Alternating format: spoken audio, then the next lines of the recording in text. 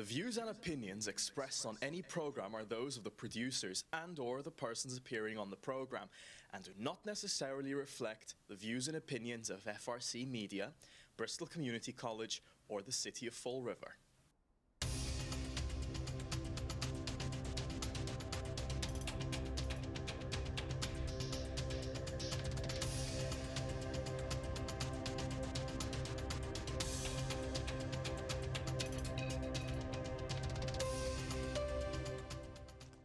Hello everyone, welcome back to another episode of Community Chat with Collin. I am your host Collin Dias. Today is December 13th and we're in a little bit of a different scenery today. We have the Christmas background, the Christmas themed. I brought the hat and it's going to be a good episode. I haven't had an episode in a couple of weeks, so let me explain to you what I have been doing these last few weeks. I've been very involved in the theater department. Yes, as everyone knows, I go to Bishop Connolly High School, and every school year we do two plays, a musical and a straight play. And Bishop Connolly just did last week a show called A Man Who Came to Dinner, and it went really, really well. And due to the snowstorm Saturday, those two shows were canceled, and we're having two other shows this week where I'm going to be playing as a major character. So I invite everyone listening to come to Bishop Connolly this Saturday at 3 o'clock, and there's another show at 7 o'clock. And you're going to see some great performers put on a great show, and it's worth watching. But that's what's been taking up some of my time. Now I'm going to be more free. Expect a lot more episodes and a lot more of me interviewing people. Next week I'm going to have on a couple of youth and they're going to talk about their life and how far they've gone in life, and one of them is really a close friend of mine, and it should be a great show. But I'm alone today, but we're going to have some great topics. We're going to talk about Fall River politics and what's been going on since the re-election of Mayor Jasiel Correia, and this is my gift to you guys. Well, let's get into some of the topics which have happened since the election. Well, we have first the water deal. Well, let me give you a little bit of a synopsis, a background on what happened. The water department, the Woodtuppa Water Department specifically, passed the deal to allow this water plant to come into our city to take water, to power another plant. They came into the city and they want to basically take our Woodtuppa water. And you might think that's like great, the city can get revenue, whatnot, but it's not really explained well from the city's point of view. The Mayor Correia doesn't want you to know all the facts and figures behind it, so that's where I come in. Well, this water will go to a very controversial fracking plant in Rhode Island. Over 70% of the communities in Rhode Island have passed legislation banning this specific power plant from ever coming to their city. And we actually have some Freedom of Information Act requests from Miss Erica Scott Pacheco about basically what this is about. The company that wants to take the water is called the Ben Water. And I've gone through the information before, but I'll just sum it up for everyone. And whoever wants these Freedom of Information Act requests, the Freedom of Information Act requests have to do with the city emails that have to do with the water sale and all basically the documents and the paperwork. And it's really a great thing that this Miss Erica was able to get this request from City Hall, because it really shines the light. Well, basically, Dave Sullivan and people in the water department all had contact with this company, Ben. It's called Ben, B-E-N-N. And basically, they made a contract to sell water, to sell our water for this controversial plant. And the city legislation went before the city council about the plant, but it was very simple. It didn't go into much detail. And so the city council didn't do their due diligence, which they now regret. And it passed, and now we are in a little bit of a situation. Because at a city council meeting a couple of weeks ago, which I attended, we had many people from this nice, cozy town called Burryville, Rhode Island. One of their town councilors, elected officials, and many of the outspoken residents in their town came all the way to Fall River to a public meeting to warn us about this water deal, and that if this happens, we will be looked at with a bad eye by the outside world and environmentalists everywhere. I have spoken to environmental groups myself, and they said they will not be scared to protest in Fall River. So that's something to keep in mind. We could have bad repercussions because of this deal, because the outside world does not like it whatsoever. They came and they scolded our mayor, Jasiel Correia, because of what happened, for allowing this to happen, because he signed off on all the papers. Of course, he's the mayor. He should have known better. And then after, he praised the deal on social media, saying it was a great deal to get revenue for our city. He did not talk about how controversial this plant is and how we can have environmental groups embarrassing our city.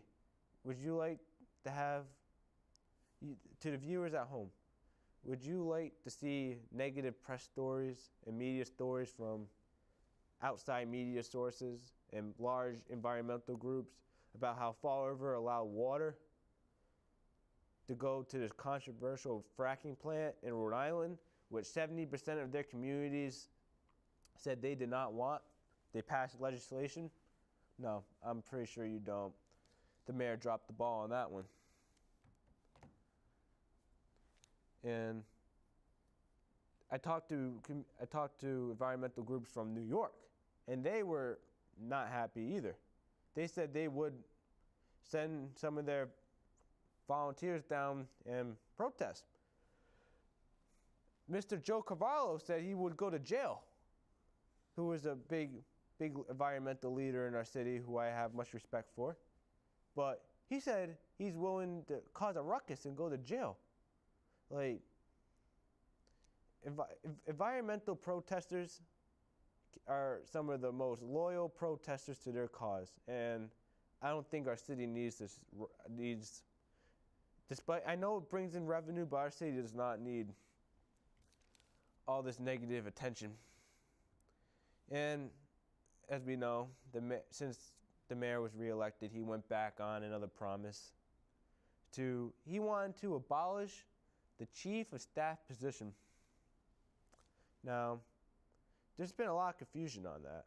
I've spoken to city councilors, and they said, one city councilor said that she needed to be approved by the council under the new charter. I did my research on that. I've spoken to the appropriate people. I've gotten the paperwork. Apparently, she doesn't have to be approved. And I don't know why. Again, this is the city hall. Maybe we need a legal opinion from maybe a lawsuit. But apparently she doesn't have to be approved. But that's not the point. The mayor wants to save money. He's talking about bringing in all this revenue for our city. And he said the chief of staff position is useless. He said himself he hasn't had one in months. And as we know, he appointed Andre, not even from the city. And many people are upset, for one, that we have another city employee, not even from the city. And two, he said he wanted to abolish the position. He said it was not needed. So why is he appointing people to a non-needed position?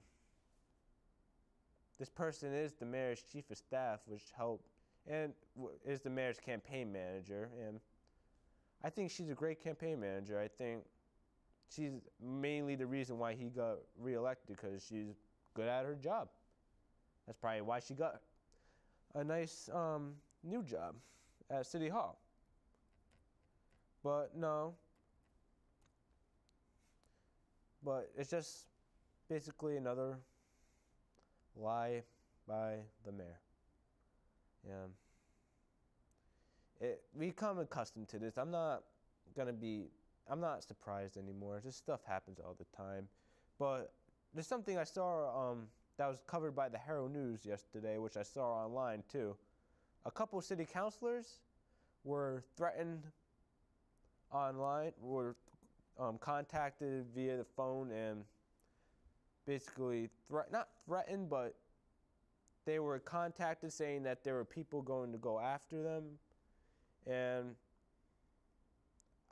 I saw a post from South Coast Today, which said it was no one from the city. It was a woman who's done this to a lot of communities across the state. So it's not like it was intentionally for the 3 city councilors that were affected. It happened everywhere.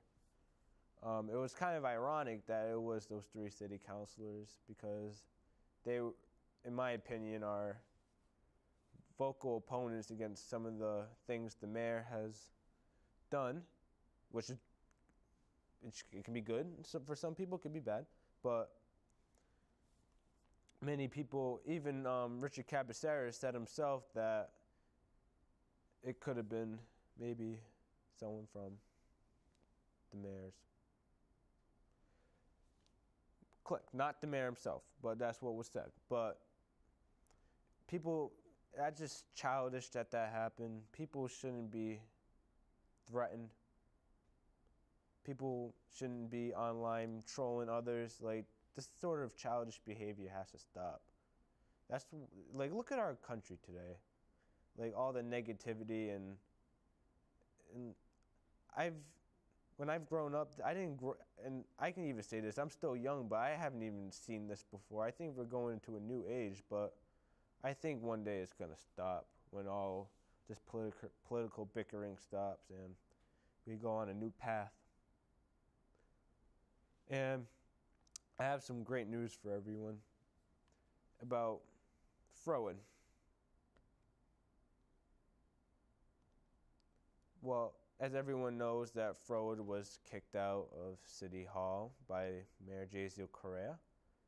And I know there's a lot going on around that. They're in court. The mayor was ordered with the city administrator to hand in all their emails, text messages, whatever, subpoenaed, all on Frowen.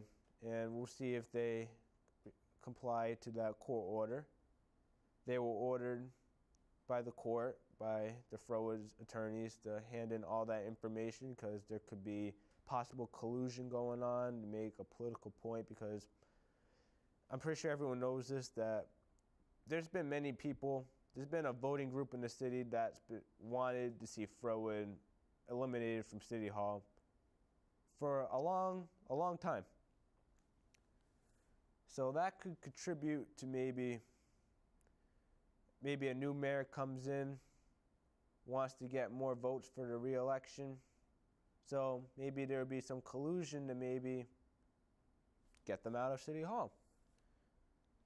And then the city went after Frowen for what they claimed was money that they owe from previous rent, but I've spoke to Ken File on my show, and he claims there's no rental agreement to begin with, so you can't really pay rent that you never had an agreement for. And I think this lawsuit by the city is really backfiring in the mayor's face. He has to hand in documents, and if there's collusion, and there's some laws broken, and another thing that was funny, the mayor apparently uses a Gmail account for city business.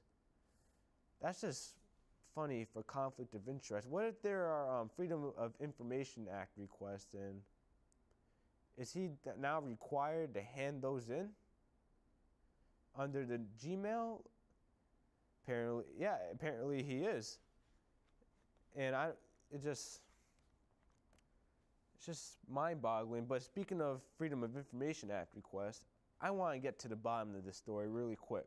So I made one of my own FOIA requests, and I will read it to you. I sent it I sent it on the 8th of December, so they have to respond by the 18th or they're breaking the law. I sent it to the city clerk. I will read what I am demanding from the FOIA requests. Maybe I think people deserve to know the truth of what's going on. Because I'm pretty sure there's a lot of questions why Fro is being sued and why all this is happening. I think we need to get to the bottom of this. So I asked for all public documents related to the eviction of Froid from Government Center. I requested all public documents related to the lawsuit between Fall River of Froid and the city of Fall River. I asked, this is one I'm really interested in, this will tell if there's any collusion. All public emails which mentions Froid whatsoever, I request all those public emails from the city starting on January 1st, 2016, when Jasiel Correia, around the time he was inaugurated mayor of Fall River. And I requested all public documents related to any contract between the city of Fall River and Froid, because that will tell us if Froid was telling the truth, if they needed to pay their dues or not, or maybe the city was telling the truth. Who knows? Well, I expect to find out if they, for whatever reason, don't give what I'm looking for and what we are all looking for, which is the truth. I will appeal it to higher powers, which I know the appeal process now.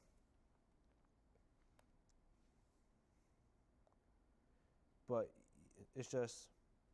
I'm just really disappointed with the lack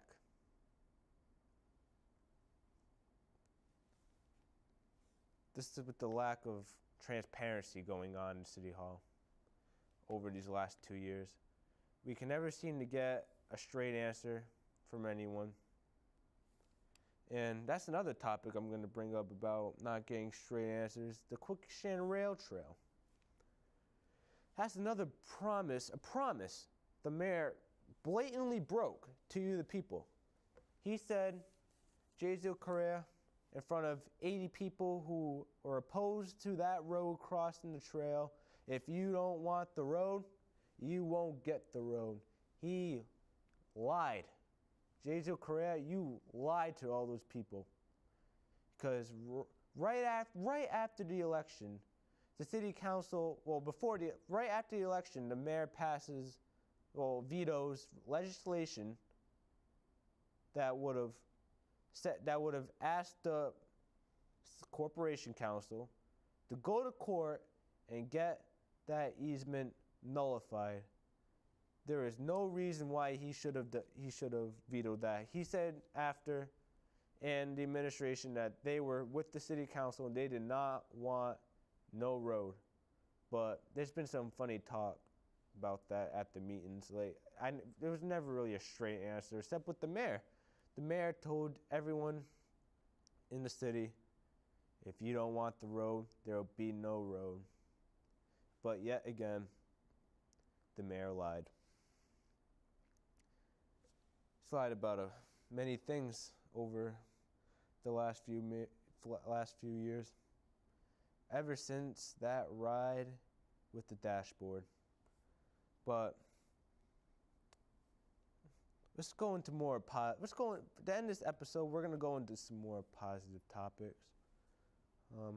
As I said again, there's a lot of plays going on. Like I said before, I'm going to be in The Man Who Came to Dinner, which I just was last week. I'm going to be having a main role again this week, and it should be exciting. I hope people come down. The boys football team at my school is going to be getting a lot new freshmen, and we expect to have a lot better season next year. Oh, I have great news to tell everyone. I was awarded the coaches award for the boys football team for the fall season a few weeks ago, and it was a great honor. I went up and my coach made a speech, and it was a great honor that was bestowed upon me, and I was really happy I received that award. And my coach, who I had on my show a couple episodes ago, he was inducted into the Case Hall of Fame. So I think we should applaud him for that amazing feat. I think that's just a great thing, being awarded into a Hall of Fame. You need to put in a lot of effort to be awarded into that. He went to the Super Bowl and he won a championship, which was really cool. And the boys football team, we had some great memories. And I'm just going to really miss playing football. I'm going to be going to college next year, and I'm going to be studying political science and journalism. Maybe I can be a political journalist. I'm still considering a role for office, but we shall see. Oh. I just received a little memo. Saturday, December 16th, 2017, from 11 a.m. to 4 p.m., there's going to be the Festival of Trees, all indoors at downtown in the City Hall and the library, which I think is cool. That would be a great event. Saturday, December. I think people should go out and attend that event. I will not be able to because that is the times of my play. Actually, I'm going to try and stop by. That'll be a great event, but I try to go to the most events I can now to meet new people, learn new things about the city, and become more experienced so I can come here and give more news to you. And as soon as I receive that FOIA response, and if I get the information I need, if I get any information whatsoever, I'm going to broadcast it here to you, the people, because you, the people, deserve the information, because this city is not, in my opinion, is not going to give you a straight answer to the problems. They're going to either dodge the question, make some things up, lie, not tell the whole truth.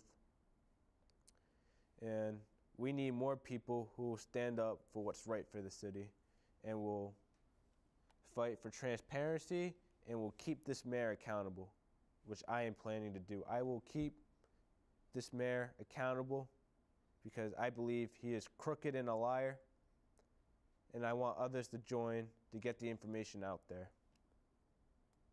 And before I wrap up, I just want to say Happy Hanukkah. I believe Hanukkah started yesterday. Some of my friends celebrated, which was very cool. Merry Christmas to everyone at home. And if you're going away, please stay safe, because there's a lot of crime going around and a lot of terrorism, which is a shame. And have a happy new year. And I hope this new year brings a lot of peace, joy, and happiness for you and for the city. It's what we need. And next week, I'm going to have on a few of my friends, and they're going to talk about their lives and their role in society. And have a great day, everyone.